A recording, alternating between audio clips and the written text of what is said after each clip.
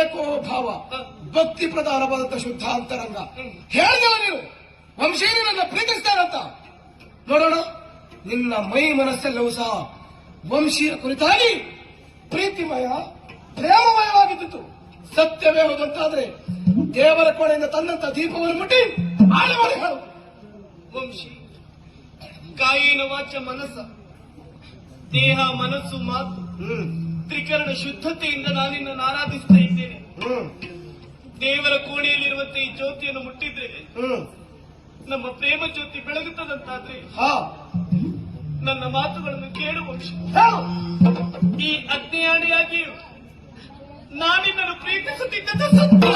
ಧರ್ಮೇಜ ಅದ್ವೈತ ಕಾಮೇಜ ನಾತಿ ಚರಾಮಿ ನಾತಿ ಚರಿತೋ.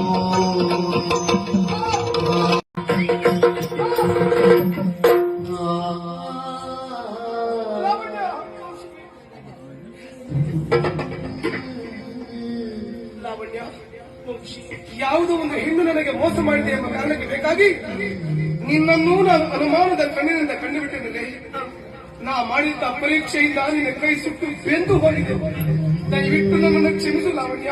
ವಂಶಿ, ದೇಹಕ್ಕಾದಂತ ಗಾಯ ಒಂದೆರಡು ದಿನದಲ್ಲಿ ಮಾಸಿ ಹೋಗುತ್ತದೆ. ಮನಸ್ಸಿಗಾಗುವ ಗಾಯ ಶಾಶ್ವತವಾಗಿ ಉಳಿಯುತ್ತದೆ. ಅಂದ್ರೆ ನಿನ್ನಲ್ಲಿ ಕೇಳಿಕೊಳ್ಳುವುದಿಷ್ಟೇ, ಏನು? ಮುಂದೆಂದಿಗೂ ನೀ ನನ್ನ ಮನಸ್ಸನ್ನು ಘಾಸಿಗೊಳಿಸುತ್ತೀನಿ. ಸಹಿಸಿಕೊಳ್ಳುವ ಶಕ್ತಿ ನನಗಿಲ್ಲ ವಂಶಿ. ಲಾವಣ್ಯ, ಯಾವುದೇ ಕಾರಣಕ್ಕೂ ನಿನ್ನ ಮನಸ್ಸಿಗೆ ನಾನು ನೋವನ್ನು ಕೊಡುವುದಿಲ್ಲ. ಹೆಚ್ಚಾಕೆ ನನ್ನ ಈ ಹೃದಯದಿಂದ ನಿನ್ನ ನಾನು ದೂರ ಮಾಡುವುದಿಲ್ಲ ಲಾವಣ್ಯ.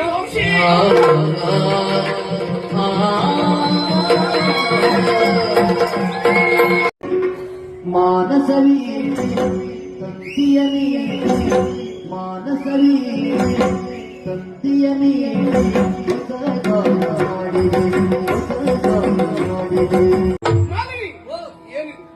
ನನ್ನ ಕಣ್ಣುಗಳನ್ನೇ ನಂಬಲಾಗದಂತ ಸ್ಥಿತಿ ನಾನು ಬಂದುಬಿಟ್ಟೆ ಮಾಲಿನಿ. ಇದು ಸತ್ಯ. ಸತ್ಯವೇ ಹೌದಾದ್ರೆ ಯಾಕೆ ಹೀಗೆ? ಅಂದ್ರೆ ಮೊನ್ನೆ ದಿವಸ ಇದೇ ಮದನ ಚಂದ್ರ ನಿನ್ನ ಸೀರೆ ಸೆರಗಿಗೆ ಕೈಕಿ ಅಣಿಯುತ್ತ ಕಾಲಕ್ಕೆ ನಾನಾ ಲೆಕ್ಕಕ್ಕೆ ಬಂದು ನಿನ್ನ ಮಾನವನ ಪ್ರಾಣವನ್ನ ಕಾಯ್ದವನಿದ್ದೇನೆ. ಗೊತ್ತುಂಟು, ಮರೆತು ಬಿಟ್ಟೆ ಅದನ್ನ. ಆ ಹೊತ್ತಿಗೆ ನೀನಾಡುತ್ತ ಮಾತೇನು? ನನಗೆ ನನ್ನವರು ಯಾರು ಇಲ್ಲ, ಒಬ್ಬ ಗಂಡನಾಗಿ ಬಂದದಿದ್ರೆ ನನ್ನ ಜೀವನಕ್ಕೆ ಆಧಾರವಾಗ್ತಾ ಇತ್ತು ಎನ್ನುವ ಹಾಗೆ ಹೇಳಿದ್ದೆ. ನೀನು ಆಡೋ ಮಾತನ್ನ ಕೇಳಿ ನಿನ್ನ ಕುಲಗೋತ್ರವನ್ನು ಕೇಳುವುದಕ್ಕೂ ಹೋಗದೆ ಔದಾರ್ಯ ಪೂರ್ವಕವಾಗಿ ನಾನೇ ಮದುವೆ ಆಗ್ತೇನೆ ಎಂಬ ಹಾಗೆ ಭರವಸೆ ಮಾತನ್ನು ಕೊಟ್ಟವ. ಹೋಗುವ ಕಾಲಕ್ಕೆ ಮದುವೆಗೆ ಬೇಕಾದಂತ ಎಲ್ಲ ಸಿದ್ಧತೆ ಮಾಡಿಕೊಂಡು ಬರ್ತೇನೆ ಎಂದು ಹೋದಂತ ನೀನು ಇವತ್ತು ಅದೇ ದುಷ್ಟನನ್ನು ಮದುವೆಯಾಗಿ ಬರ್ತಾ ಇದ್ದೀಯಲ್ಲ. ಯಾಕಿ ಮೋಸ, ಯಾಕಿ ವಂಚನೆ?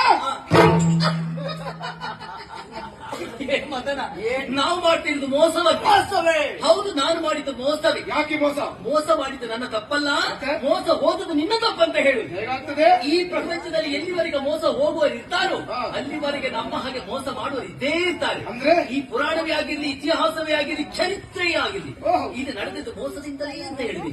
ನೀನು ಆಲೋಚನೆ ಮಾಡು. ಈ ಕಿರೀಟವನ್ನು ತಿಂದು ಕಪ್ಪೆಯನ್ನು ತಿಂದು ಹಾವನ್ನು ತಿಂದು ಬದುಕುವಂತ ಆ ಗಿಡುಗನನ್ನೇ ಹಿಡಿಯುವುದಕ್ಕಾಗಿ ಹೊಂಚು ಹಾಕಿದ ಬೇಟೆಗಾರರು ನಾವು ಬೀಸಿರುವಂತ ಮನೆಗೆ ಬಿಟ್ಟಂತ ನೀನಿದ್ಯಾ.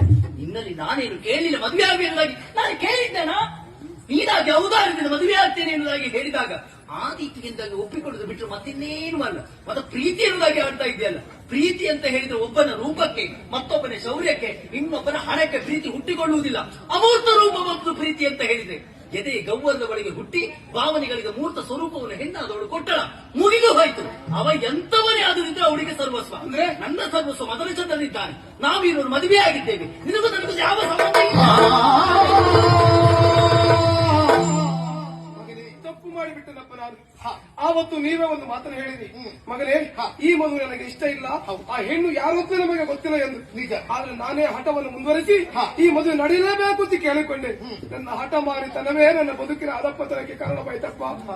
ಇವತ್ತು ನನ್ನ ಮದುವೆಯ ವಿಷಯದಲ್ಲಿ ನಾನೇ ಇವತ್ತು ಸ್ವಾರ್ಥ ಬಿಟ್ಟನಪ್ಪ.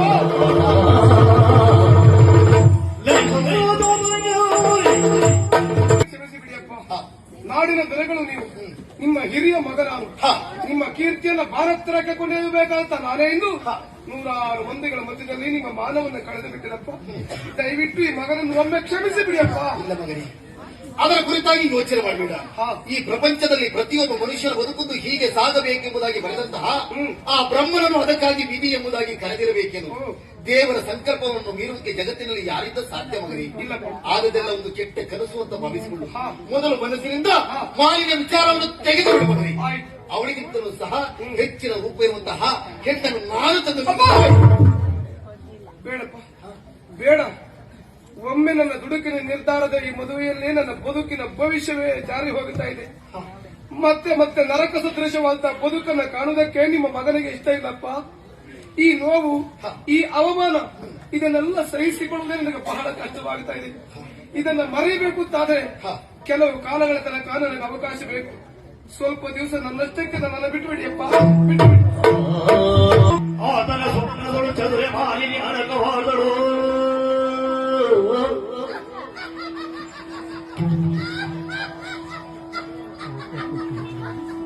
ಓಷಿಯ ಸ್ವಪ್ನದಳು ಚದುರೆ ಮಾಲಿನಿ ಅಡಕವಾದಳು. ಮದನನೊಳಗೂಡಿ ರಸಿಕರ ಬಾಬಾ ಬಂಡುಳಿಯಾಡುತ್ತ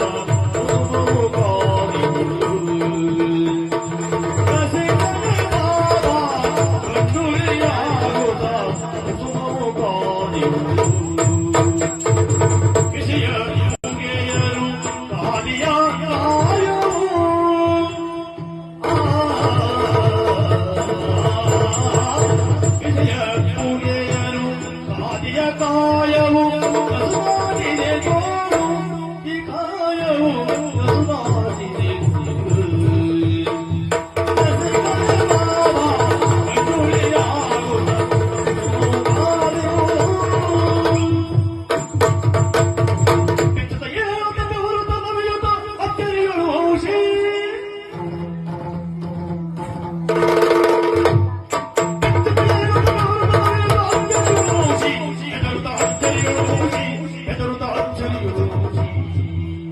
ಯಾರಿದು?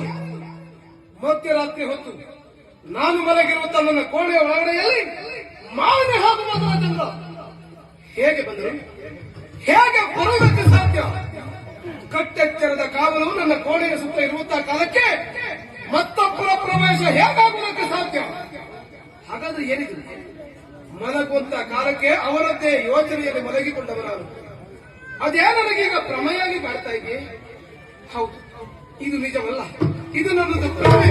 ಯಾರು ಇಲ್ಲ.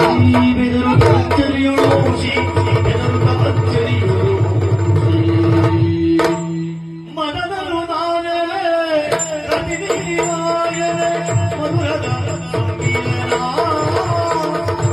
ಮುದುರಿಯಲಾರೆ ಅಳಿದು ನೇಸರ ನೀ ಸೋತೆ, ನಾ ಗೆದ್ದೆ.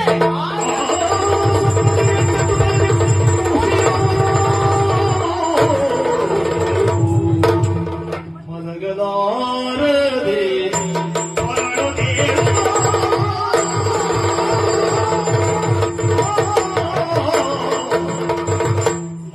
ಮಲಗಲಾರದೆ ಹೊರಡುತ್ತೇನೆ.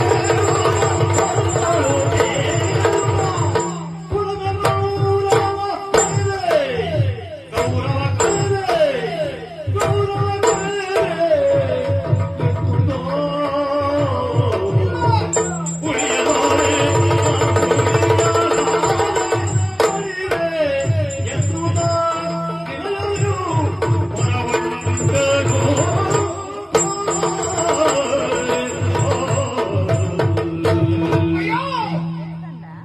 ಏನಾಗುತ್ತಾ ಇದೆ ನನ್ನ ಜೀವನದಲ್ಲಿ? ಏನು ನಡೆಯುತ್ತಾ ಇದೆ ನನ್ನ ಬದುಕಿನಲ್ಲಿ? ನನಗೊಂದು ಅರ್ಥವಾಗುತ್ತಾ ಇಲ್ವಲ್ಲ. ಹಾಯಾಗಿ ನನ್ನ ಪಲ್ಲಂಗದಲ್ಲಿ ಮಲಗಿದಂತ ಕಾಲಕ್ಕೆ ಮತ್ತೆ ರಾತ್ರಿ ಹೊತ್ತು ವಿಚಿತ್ರವಾದಂತಹ ಕನಸನ್ನು ಕಂಡೆ. ಆ ಕನಸಿನಲ್ಲಿ ಕಂಡಂತ ಸನ್ನಿವೇಶ ನನಗೆ ಮೋಸ ಮಾಡಿದಂತಹ ಮಾಲಿನಿ ಹಾಗೂ ಮೊದಲ ಚಂದ್ರ ನನ್ನ ಬಳಿಗೆ ಬಂದು, ವಂಶಿ ಸೋತೆ, ನಾ ಗೆದ್ದೆ ಎಂಬ ಹಾಗೆ ನನ್ನನ್ನು ಪಚಾರಿಸುತ್ತಾ ಇದ್ರಲ್ಲ. ಎಲ್ಲಿ ನಾ ಸೋತೆ? ಹೇಗೆ ನಾ ಸೋತೆ? ಯಾಕೆ ನಾ ಸೋತೆ? ಕಷ್ಟ ಎಂದವರಿಗೆ ಸಹಾಯವನ್ನು ಮಾಡಿದ್ದು ವಂಶಿಯದ್ದು ತಪ್ಪೆ. ನೊಂದವರ ಕಣ್ಣೀರನ್ನು ಒರೆಸಿದ್ದು ವಂಶಿಯದ್ದು ತಪ್ಪೆ. ಅಸಹಾಯಕರ ಬದುಕಿಗೊಂದು ಆಧಾರವಾಗಿ ನಿಂತದ್ದು ವಂಶೀಯದ್ದು ತಪ್ಪೇ. ನಾ ಮಾಡಿದಂತ ತಪ್ಪು ಅದೇಲ್ವೇ? ಮೊನ್ನೆಯ ದಿವಸ ಮಾಲಿನ್ಯ ಮಾನವವಾಗುತ್ತ ಕಾಲಕ್ಕೆ ಮೊದಲ ಚಂದ್ರನಿಗೆ ನಾವು ಹೊಡೆದನಲ್ಲ, ಅದು ಮಾಡಿದ್ದು ಮೊದಲ ತಪ್ಪು. ಅವಳನ್ನ ಮನೆ ತನಕ ಮುಟ್ಟಿಸಿ ಬಂದದ್ದು ಮತ್ತೊಂದು ತಪ್ಪು. ಅವಳು ಯಾರೆಂದು ನನಗೆ ಗೊತ್ತಿಲ್ಲದೆ ಅವಳನ್ನು ಮದುವೆಯಾಗುತ್ತೇನೆ ಎಂಬ ಹಾಗೆ ಭರವಸೆ ಮಾತನ್ನು ಕೊಟ್ಟನಲ್ಲ, ಅದು ಮಾಡಿದ್ದು ಗಣಕ. ಆ ಎಲ್ಲ ತಪ್ಪಿಗೆ ಇವತ್ತು ವಂಶಿ ಅನುಭವಿಸುತ್ತಾ ಇದ್ದಂತ ಶಿಕ್ಷೆ ನರಕಯಾತನೆ. ಬೇಕೆ ನನಗಿದಲ್ಲ, ಬೇಕೆ ನನಗಿದಲ್ಲ. ಈ ಪ್ರಪಂಚದಲ್ಲಿ ಹೆಣ್ಣಾದವಳು ಮನೆಗೆ ಬೆಳಗುವಂತ ಮಹಾಲಕ್ಷ್ಮಿ ಆಗ್ತಾಳೆ ಎಂದು ನಾವೆಲ್ಲ ಭಾವಿಸಿಕೊಂಡದ್ದು. ಆದರೆ ಅದೇ ಹೆಣ್ಣು ನನ್ನ ಮನಸ್ಸಿಗೆ ಬೆಂಕಿಯ ಬಿಟ್ಟಳಲ್ಲ.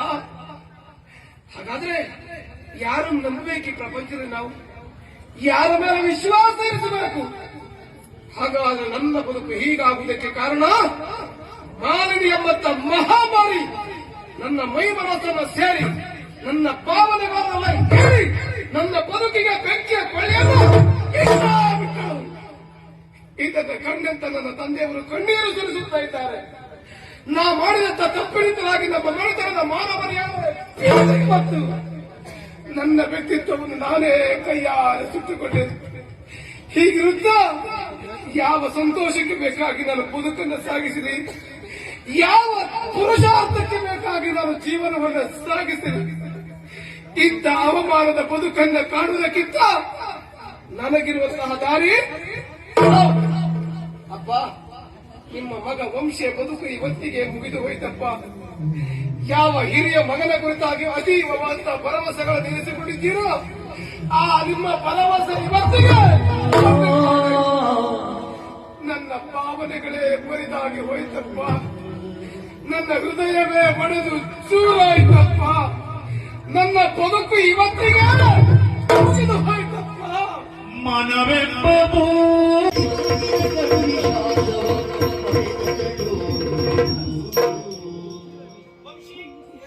ನೀನಲ್ಲಿ ಮಾತನಾಡುವುದಕ್ಕೆ ಬಂದೆ. ನನಗೆ ಯಾರಲ್ಲಿ ಮಾತಾಡ್ಲಿಕ್ಕೆ ಮನಸ್ಸಿಲ್ಲ. ಯಾಕಪ್ಪ ಅಷ್ಟು ಸಿಟ್ಟು?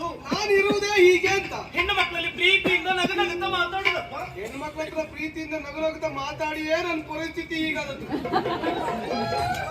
ನೀನು ಏನೇ ಹೇಳು, ನಾನು ಮಾತ್ರ ಹೇಳುವುದನ್ನು ಹೇಳಿಯೇ ಹೋಗು. ನಿನ್ ವೈಯಕ್ತಿಕ ಅದು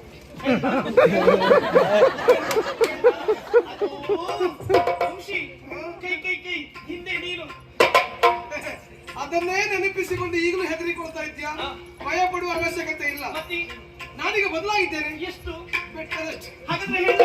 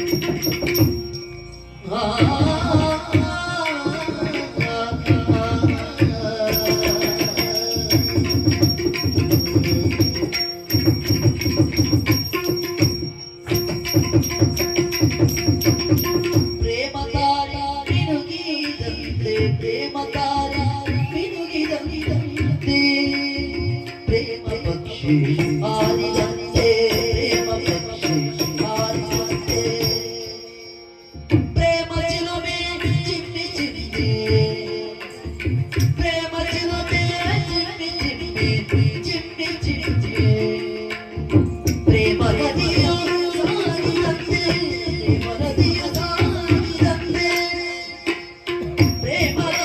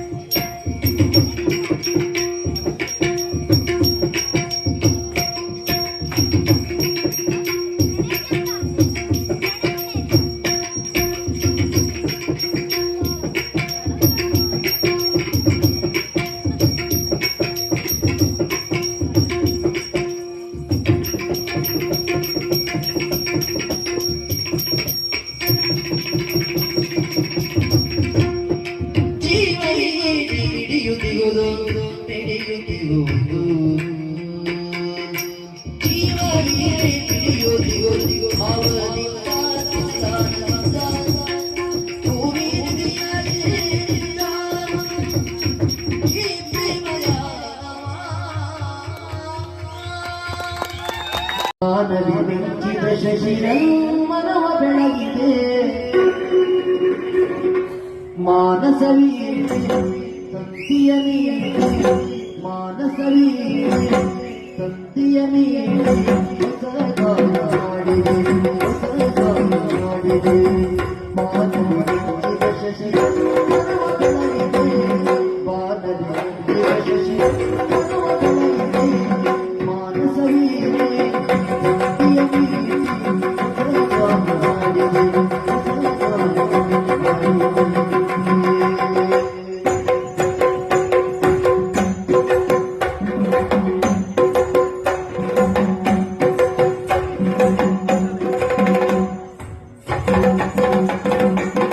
ಕಣ್ಣಿನ ನೋಟದಲ್ಲಿ ಕಾವ್ಯ ಬರೆದೆ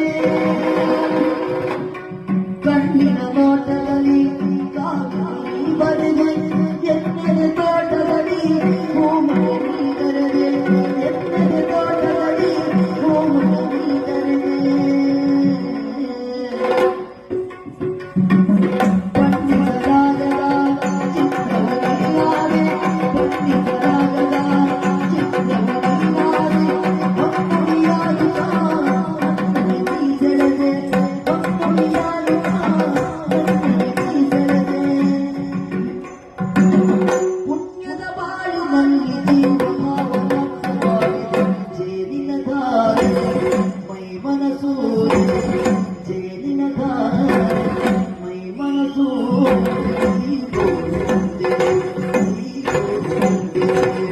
ಮಾನಸವಿ